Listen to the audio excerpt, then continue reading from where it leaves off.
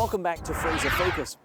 Daylight savings time begins on March the 12th, with clocks springing forward 1 hour. However, we're finding out if the local community here thinks whether or not daylight savings time is still relevant.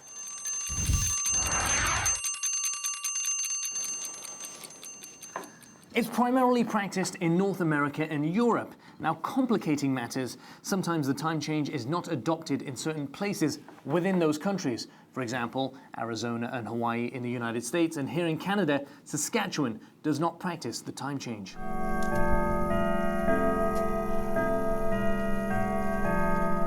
Why do you think they introduced daylight savings time? I think because of farming. Oh, it's a historical thing. It's to do with the crops, I think. Well, it goes way back to our ancestral times, you know. No, I don't know, man. It had something to do with the farmers so they get the crops in earlier. Wrong! Actually, daylight savings time was introduced during the times of war as a method to save on energy costs. And the idea was to save fuel that would, needed for producing illumination in the dark, and they found it a way to actually economize during wartime and save their resources for fighting at the front. And it really wasn't until 1966 that the United States Congress passed an act saying that here's what we're going to do. We're going to have daylight savings time, and it's going to be for these months of the year. Fan, yes, no? Yes. Why? Because I go to work and then it's lighter. Every time it's really dark just before it happens, and then all of a sudden I'm like, oh, okay, actually this makes sense. Okay, good. So Aileen, last time we chatted, the clocks were springing back, which meant less daylight. Now that they're springing forward, what are some of the things that we should be looking out for as drivers? Well, the time change can affect each of us differently, so the key is to be aware of how it impacts you, your body, and make adjustments.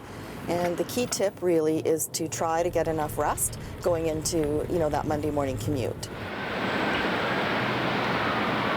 And also, it's a time when more people may be walking or cycling to work in the mornings as the weather changes. So be on the watch for them, particularly at intersections, which, can be a riskier spot for them. And try again to make eye contact if you're turning. Now, in November of 2015, a petition was launched to stop the time change in British Columbia.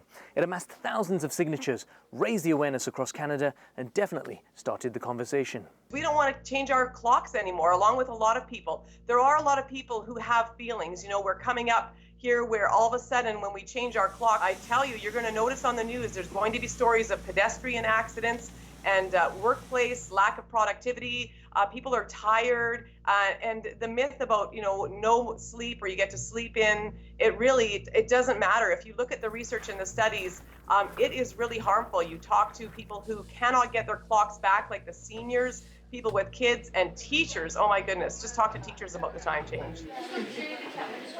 There's a petition right now to abolish the time changes. Well, if that happens, I guess I'll just live with it. But I kind of like what we have, but I know that other people don't, so. It's not that I am not a fan, but I don't see the purpose of it. Well, I think the province would do well to just set a time and leave it there and don't change anymore. It's problematic for too many people. Spring forward, spring back. Leave it the same. I think they should abolish it, yeah. Why so? Because it's bad for your sleep cycle. Daylight savings time is still practiced in over 76 countries worldwide. You're watching Fraser Focus. We'll be right back.